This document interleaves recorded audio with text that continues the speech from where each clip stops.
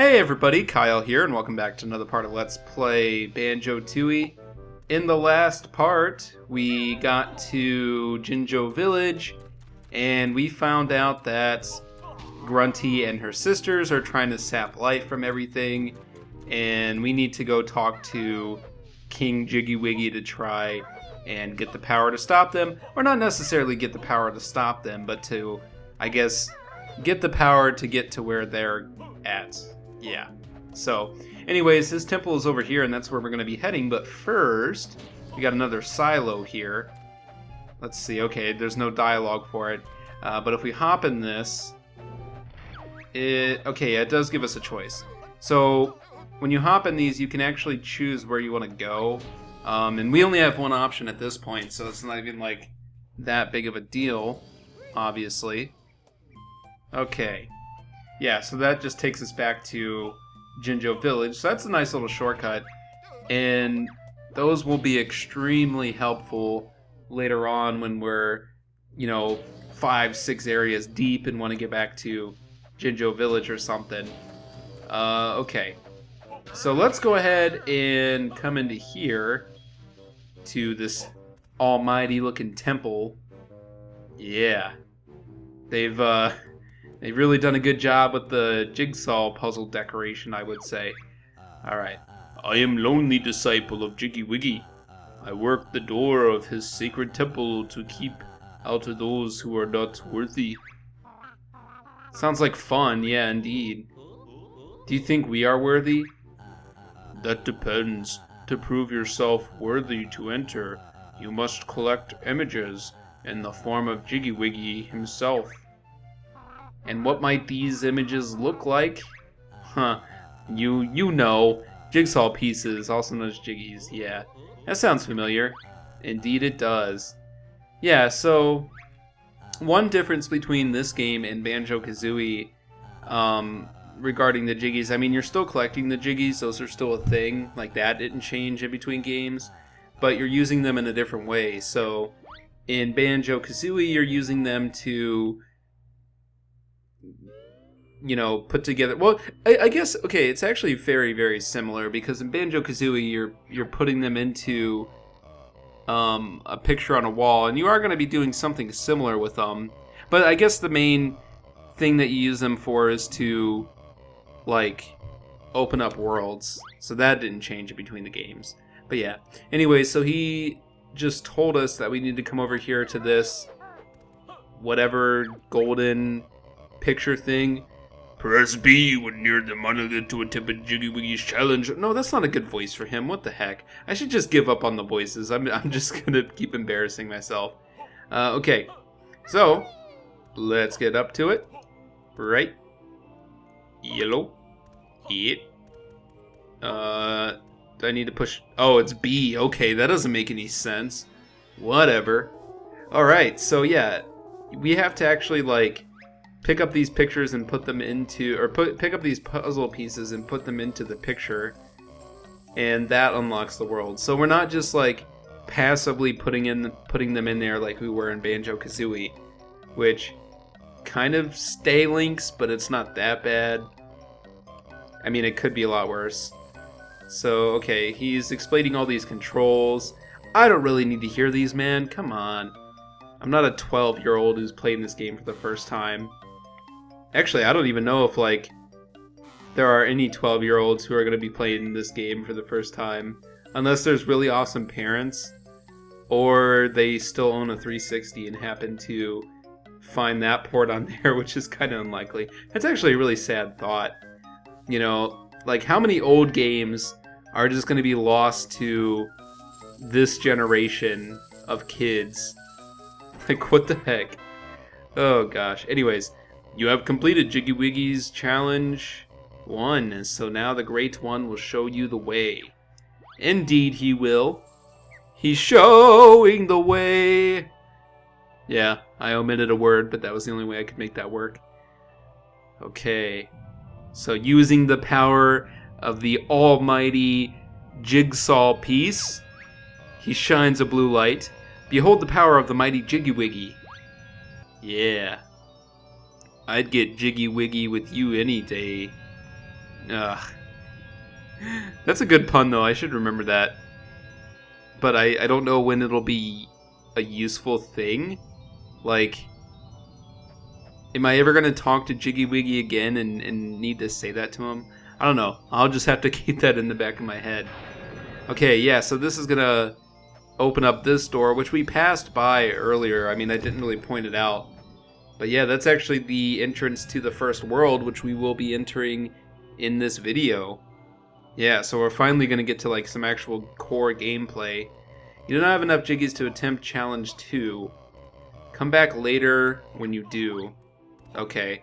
Yeah, so in the bottom left-hand corner, he tells us how many Jiggies we need for the next world. And we need 4. So we will come back here most undoubtedly when we have at least 4 Jiggies. We'll come back. When we come back here again, we'll have way more than 4. So that's nothing to be concerned about. Okay, there is a few things that I could show off here, or at least one thing that I could show off in this area, but I won't because it's not really that big of a deal. And honestly, I don't know if we can even do anything with this because I'm playing on an actual port, or like on an actual port, on an actual like cartridge. I mean, I think I can put in cheats to make the thing work that I'm thinking of, and those of you who have played the game know what I'm thinking of, but yeah, for those of you who haven't, just don't worry about it. Forget I said anything. Okay, so welcome to Mayahem Temple.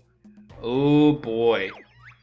Okay, this is a warp pad. Find another one in this world, and you'll be able to warp between them. Yeah, so very similar to the silos. Very useful for getting around these worlds, especially some of the later ones that just get huge and convoluted. But this one isn't too bad. Okay, yeah, this music. So, interesting little tidbit that you may know if you happen to watch the Game Grumps, the Guest Grumps, I guess, with Grant Kirkhope. So this music, yeah, that little mumbo sounding bit, that's actually like sound bites from someone saying, if you, no, it's come and have a go if you think you're hard enough. So that's like the kind of samples that they used for that music, which is interesting. Okay, so here we got one of our first collectibles. Yippee! You saved me! I'm off for home now!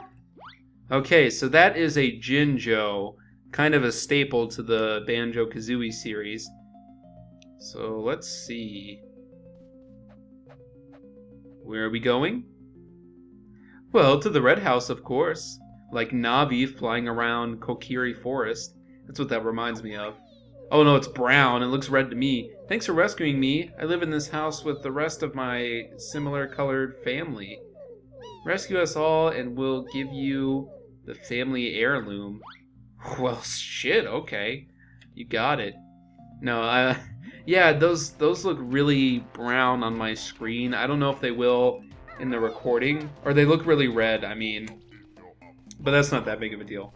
Yeah, so with the Jinjos, there are 5 in each world, and then 5 in the overworld. And when you collect all of them for one color, they give you a Jiggy, is basically it. So that's how you get like 9 of the Jiggies in the overworld. We got one from just talking to King Jingling, but yeah. So here we're gonna have another collectible. So music notes. You found some notes, boy. Now come and find me. You got it, Mr. Mole that we haven't met yet. Yeah, so now one thing I haven't actually formally mentioned about this playthrough yet, but I am gonna be doing something unique with like keeping track of items. So if you look on the right side of your screen, you'll see like a screen that shows you like Jiggies, Jinjos, Cheeto pages, what else is on there? Honeycomb pieces, notes, all of that stuff is there. And I'm going to keep track of that as I go through each world. And those numbers will go up as I collect things. And that's not going to be a big deal for 90% of the collectibles. But when it comes to the notes, like I'm going to have to update that for every single note thing that I pick up. But it's a lot easier to do that in this game than it is Banjo-Kazooie. Because if I was trying to do that... Oh, hey, get your sorry hide over here and press B. Alright, man. Just let me collect these notes. But yeah, if I was doing this in Banjo-Kazooie, like, I would be tempted to update it for every single note that I pick up, which that would probably... that would certainly drive me crazy. But yeah, there are 100 notes in each level, 900 total in the game, so we'll be collecting all of those at some point. So there's 100 in this world, and we're already up to 80 of them, which is crazy. Like, it's kind of easy to pick up notes in this game because they only have them in like bundles of 5, I guess could be a good way to describe them. So, but I will not like complain about that at all because it makes it easier. It makes it easy for me to do this this kind of format with the Let's Play. But yeah, so here we have our first Jiggy for the world, just kind of out there in the middle of nowhere. Or yeah, let's see, what is this, a foot? No, it's like some kind of weird mermaid thing. Okay, look like a foot to me. Maybe I was thinking like maybe it was a lost situation where there's just a foot hanging out there and the rest of the statue has fallen and been destroyed or something. But yeah. So let's see. Let's go ahead and talk to this guy as I kill Banjo effectively. Yeah, we're going to come over here and talk to him and we'll see what he does for us. Let's see. Drill Sergeant Jam Jars reporting for duty, sir. I'm gonna give this guy a country-ish accent because why not? Banjo, get a look at this bozo. He looks like Bottles in uniform. Of course I look like Bottles, you punk. He's my brother. How's the gig keeping? Anyhow. Man, I gotta keep like speeding up this dialogue. It's driving me crazy. I see you've got enough notes for my first lesson. Listen and learn, you punks. Okay. What you need is a name in sight. Hit the target, then you might first-person view by pressing up. Hit Z to fire with accuracy. Okay, that didn't really fit. It definitely didn't go along with the music, but yeah. Okay, yeah, so he will teach you moves, and then he will also give you a heal every time that you talk to him, which is really nice. Especially when you're about to die. I mean, I was kind of close to dying, but it wasn't that bad. Okay, so he gave us the ability to go into first-person view and shoot eggs, which I haven't even, like, explained eggs yet, but that's one of the moves that we brought over, or that was brought over from Banjo-Kazooie. So the ability to shoot and also poop out eggs. I don't even know if pooping out eggs is used in this game. It might be, but I don't remember. But yeah, so now we can aim, and we go into this really weird first-person view, which is kind of annoying for, like, actually playing this on the N64, because the joystick on the N64 controllers is really weird. But, you know, I'm surviving. Okay. So, I think the next thing I will do... I'm not going to come up here and do what's in this temple yet. Actually, I don't even think I can. I'm very certain I need another move to do so. But there is something we can do over here, which I'm going to do. And part of that is collecting this Jinjo, but that's definitely not the only thing. So our first orange one there, one of two. So that's saying that there's one of two of the orange family. Well, it's saying that there's only 2 Jinjos in the orange family. So one thing I was going to do, actually, a little bit of behind the scenes stuff for this playthrough. I was actually going to, like, on that screen that you see to the right, I was going to actually have something for every color of Jinjo, but 2 things stopped me. Like, I realized there was 8 of them, and I realized that would be really cluttered, and I also couldn't find a list of the colors of Jinjos and where each one was in the levels. So I couldn't like see, okay, so there's 1 orange Jinjo in Mayhem Temple, and 1 in some other world. And yeah, so I'm like, I can't really keep track of that then. So yeah, I just decided to do like the total Jinjo count, so I have to apologize for that. Anyway, so I just talked over what I did here. So this cow, she was having a problem with those dragonflies. That's what you would have found out if you talked to her. And she asks you to shoot all of the dragonflies that are flying around, which I just did, as you saw, quite easily. I have to add. Like, I thought that was going to be more of a hassle than it was. But yeah, and you need that ability to do it. Like, I think you could try to get close and just like let the dragonflies come to you, but I'm not 100% sure. But yeah, so she awarded us with this Jiggy here. Can I talk to you again? I don't think I can. I think now she's just gonna be hopping around here. Is this the only time you see this chick? I think it is, because I don't recognize her from any other worlds. And we'll find that like a lot of these characters in this game, oh my god, the lag. And that's just like the N64. That's nothing on my part. God, I'm gonna have to deal with like actual console lag. Oof. Yeah. So we'll notice as we go through this that there's gonna be a lot of characters who are just from Banjo-Kazooie, which is kind of obvious, and it makes sense. And that's actually something that doesn't bother me like about this game, because they added like enough new characters and enemies that it kind of makes up for it. But they also like kept some old like original characters and stuff to kind of keep things fresh, which I also really admire. Okay, so let me just get this thing all set here. Okay, so yeah, I am using a guide to kind of help me through this playthrough. I don't know if I mentioned that. Oh, you caught a Globo. They're supposed to have magical powers. Yes, they are. But yeah, I'm only doing that because I want to make sure that I collect everything, and I don't know where every single collectible is in this game, so that's just going to help things go a bit more smoothly, I believe. Hey, here's Mumbo, speaking of characters from Banjo-Kazooie, and we also saw him in the cutscene at the beginning of the game, so I guess he's not that new. Ah, Baron Bird here last. At last, Mumbo best shaman in game, so built a new skull. Mumbo also want to help, but must find me in magic creature. Oh, you got it, buddy. You've got a Globo. Must give magic creature to Mumbo if want help. Want Mumbo's help? Indeed we do, man. Sure, we need all the help we can get. That's, I mean, good way to admit that, Banjo.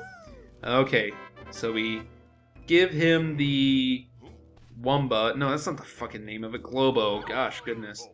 And he gets out of his chair. Ah, Mumbo get to be here at last. Press B to see mighty shaman Zapstick.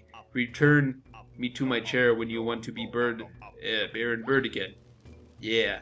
So yeah, we get to actually control Mumbo in this game, which I thought was really cool when I first played this. Although, admittedly, Mumbo is kind of limited compared to Banjo and Kazooie, but that kind of makes sense, because it is just Mumbo. So kind of, you get to see like how things would be if you were playing the same game but with like one character who didn't have any abilities. It would be kind of bland and kind of hard actually. But yeah, so while we're controlling Mumbo, there are a few things that we can do. So first off, he has a zappy stick, which is it's kind of decent. I mean, it'll kill pretty much anything you need to kill. I mean, I'm pretty sure there are some exceptions. But the second thing is that we can go to these pads. Press B to see mighty Mumbo magic.